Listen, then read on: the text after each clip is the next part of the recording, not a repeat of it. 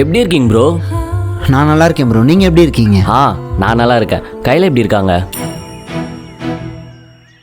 நல்லா இருக்கா? அவங்க கூட வரலையா? ப்ரோ அவள் என் கூடலாம் இல்லை, அவள் திருச்சியில் இருக்கா. ஆனால் நீங்களும் கையிலும் ஹைதராபாத்தில் ஒரே வீட்டில் இருந்ததா சரவணா சொன்னதா சந்துரு சொன்னா? நாங்கள் 2 பேரும் ஒரே வீட்டில் தான் இருந்தோம், ஆனால் ஒன்றாலாம் இல்லை. அப்போ சண்டை போட்டு பிரிஞ்சது தான், இப்போ வரைக்கும் சமாதானம் ஆகவே இல்லை. திருச்சியில் நாங்கள் 2 பேரும் அவங்கவுங்க வீட்டில் தான் இருந்தோம். நானும் போய் கையில்கிட்ட எவ்வளோ பேசினேன்,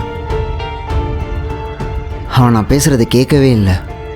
என் ஃப்ரெண்டு சரவணா இருக்கான்ல, அவனோட ஃப்ரெண்டு ஒருத்தர் அன்னைக்கு குடிக்க வந்தார். அவரோட கசின் வீடுன்னு சொல்லிட்டு ஹைதராபாத் கூப்பிட்டு போனார். சரி கொஞ்ச நாள் அங்கே இருக்கலாமேன்னு சொல்லி போனால் எனக்கு முன்னாடி கையில் அந்த வீட்டில் இருக்கா.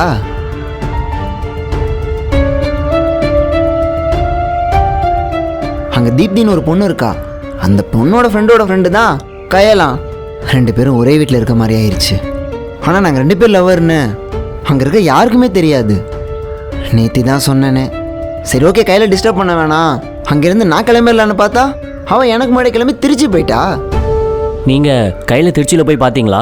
இல்லை ப்ரோ, திரும்பி அவளை போய் பார்த்து அவளை டிஸ்டர்ப் பண்ணக்கூடாதுன்னு ஹைதராபாத்லேருந்து நேராக இங்கே வந்துட்டேன்.